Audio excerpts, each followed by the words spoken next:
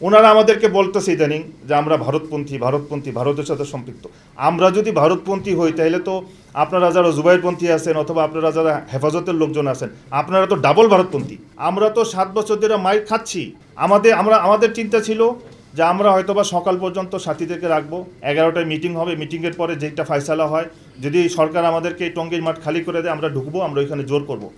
কিন্তু অত্যন্ত দুর্ঘটনাবশত এটা ওনারা আমাদের উপরে হামলা করলো রাত্রেবেলা, এবং আমাদের সাথীরা নিজেদেরকে সেভের জন্য, এবং যখন দেখবেন একটা মব হয়ে যায়, যখন এটাকে নিয়ন্ত্রণের বাইরে চলে যায়, যখন কিছু সাথী তারা আমাদের উপর আক্রমণ শুরু করলো, ব্যাস। কিন্তু এইখানে আমি একটা কথা বলবো, প্রশাসনের কাছে এই খবর ছিল জুবাইরপন্থীরা টঙ্গীর টিন শেটে দেশীয় অস্ত্রশস্ত্র সহ এবং আশেপাশের মসজিদগুলোতে তারা একদম অস্ত্রশস্ত্র সহ তারা বসে আছে। এবং আপনারা দেখবেন এটার ভিডিও অনলাইনে এসেছে, কি পরিমাণ দা পাওয়া গেছে, ট্যাটা পাওয়া গিয়েছে, হ্যাঁ, এবং তারা চোকা চোকা বাস রেখে দিয়েছে। তো এইগুলো তো ওনারা ওইখানে ভিতরে রেখে দিয়েছিল। তা আমাদের সাথীরা যখন গেল ঘটনা ঘটে গেল। কিন্তু এখানে একটা প্রশ্ন হইল, প্রশাসনের কাছে এই খবর ছিল, প্রশাসন এবং স্বরাষ্ট্র উপদেষ্টা সাহেবের কাছে এই খবর ছিল, তাহলে ওনারা কেন, স্বরাষ্ট্র উপদেষ্টা কেন 18 তারিখের মিটিংটা একদিন আগে করলো না? যদি 18 তারিখের মিটিংটা একদিন আগে করতে এত বড় সংঘর্ষটা হয় না।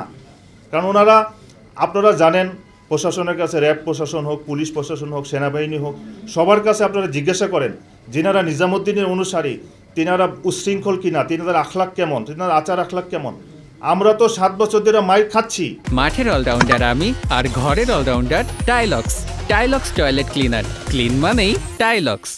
2016-র পর থেকে এই পর্যন্ত আমাদের প্রায় 10 জন সাথীকে তারা নিহত করছে, হাজার হাজার সাথী আহত করছে। আপনাদের জ্ঞাতার্থে আরেকটা কথা বলি, এই যে 18 তারিখের ঘটনার পর থেকে এই পর্যন্ত আমাদের সাথীদের উপর এই পরিমাণ নির্যাতন হচ্ছে, ঘরে ঘরে গিয়ে আক্রমণ হচ্ছে, ঘরে ঘরে গিয়ে, এবং আমাদের সাথীদের দোকানের মধ্যে, ব্যবসা প্রতিষ্ঠানের মধ্যে আক্রমণ করতেছে। এরা বলা চলে যে এরকম একটা অবস্থা, মসজিদের মধ্যে সাথীদেরকে বের করে দিচ্ছে, মসজিদের মধ্যে মারতেছে। এইগুলো দেশের মধ্যে একটা অস্থিতিশীল পরিবেশ সৃষ্টি করতে চাচ্ছে। ওনারা আমাদেরকে বলতেছে ইদানিং যে আমরা ভারতপন্থী ভারতপন্থী ভারতের সাথে সম্পৃক্ত।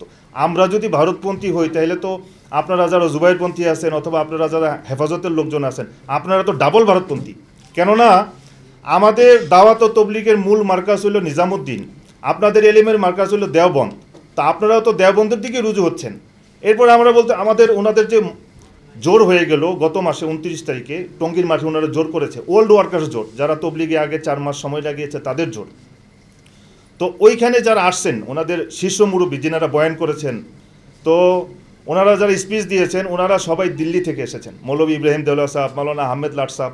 তো এই জন্য এইটা মানুষকে একটা বোঝানোর জন্য একটা ভুল ব্যাখ্যা করা, কিছু না। আর আপনার দ্বিতীয় প্রশ্ন যেটা, যে সন্ত্রাসী ট্যাগ দিচ্ছে, আপনারা সাংবাদিক ভাইরা আছেন, সাংবাদিক ভাইদের কল্যাণে, এবং এখন সবার হাতে হাতে অ্যান্ড্রয়েড ফোন, আপনারা দেখেন আমরা রাস্তায় নামছি কিনা। আমাদের তবলিগের ইতিহাসে আমরা কখনো রাস্তা ব্লক করি নাই, আমরা লাঠি দিয়ে রাস্তা ব্লক করি নাই, গাড়ি ভাঙি নাই, তবলিগের ইতিহাস এটা নাই। কিন্তু এই বিক্ষোভ সমাবেশ করতেছে, সম্মেলন করতেছে, কথায় কথায় রাস্তায় ছাত্রদেরকে নামিয়ে দিচ্ছে, রাস্তায় গাড়ি ভাঙচুর করতেছে।